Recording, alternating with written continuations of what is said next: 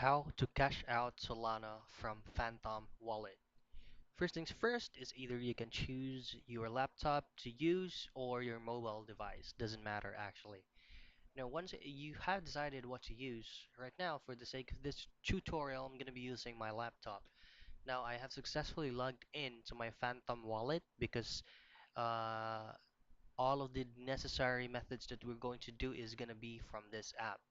So what you're going to do, log into your Phantom wallet and make sure that you have a different network that you can cash out your funds to. For example, your Binance. So please prepare your Binance cashing out address for you to be able to paste it here on our Phantom wallet. To do that, just simply press this icon right here, click on that, and then click Solana. Now, the one that I'm talking earlier is actually this. So you just have to paste the cash out address from your Binance app, paste it here, and then after pasting it, that's the time that you need to enter the specific amount on how much would you like to cash out from your Phantom wallet. So that's basically it. That's how you cash out Solana from your Phantom wallet.